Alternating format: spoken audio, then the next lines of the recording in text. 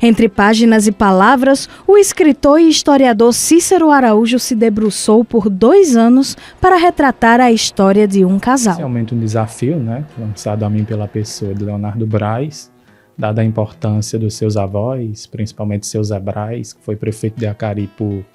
2 mandatos, nos anos 70, nos anos 80, e Dona Daltiva, a sua esposa,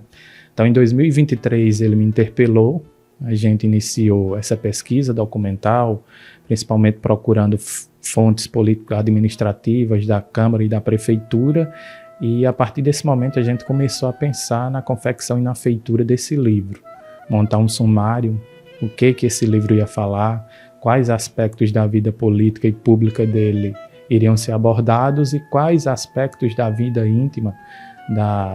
do esposo, do marido, do pai, iriam ser abordados também. A obra José Braz Filho e Dona Daltiva, um casal, uma cidade, um tempo, busca reconstruir a trajetória deste casal que, com simplicidade e valores sólidos, ajudou a construir uma época e influenciou a vida de muitas pessoas ao redor. Seu Zé Braz e Dona Daltiva nasceram ambos em 1925. Nesse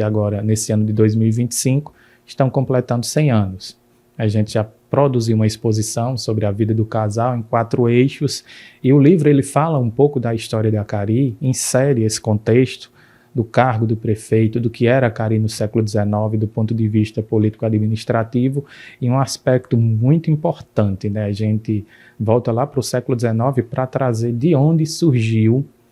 esse aspecto e esse título de cidade mais limpa do Brasil, que Acari recebeu inclusive no primeiro mandato dele, em 73, quando a cidade, desde o século XIX, vinha mantendo esse costume, outras gestões foram passando, e ele assume e ele mantém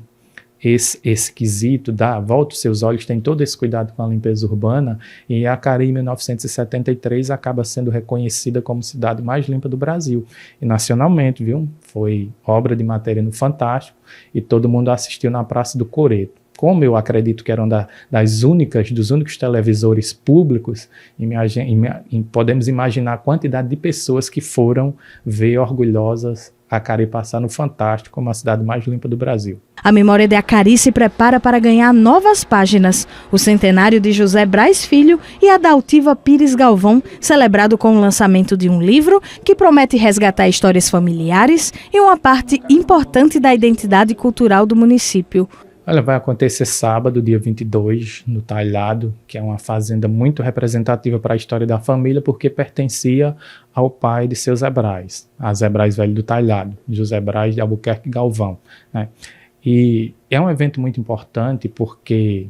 Leonardo ele vai angariar recursos para o condomínio dos idosos, para o novo condomínio, antigamente conhecido de Abrigo dos Idosos, e inicialmente o livro ele vai ser, as pessoas vão ofertar uma doação para ser direcionada para o abrigo e vão receber esse livro. Posteriormente, o livro também vai ser comercializado, As pessoas podem me procurar, eu vou estar comercializando esse livro também, porque é uma literatura muito importante, Você relacionar a história de um casal que vivenciou tantos momentos importantes da história. Eles vivenciaram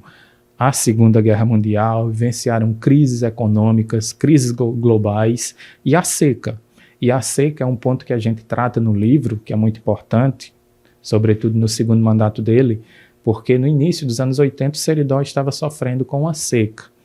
As pessoas famintas, e estavam acontecendo alguns saques em várias localidades, pequenos municípios. Então, seu Zé Braz, de próprio punho, com a ajuda de alguns beneméritos, é claro, ele inaugurou um sopão em Acari em março de 83 para oferecer essa segurança alimentar. Ele, concedendo a entrevista ao Diário de Natal,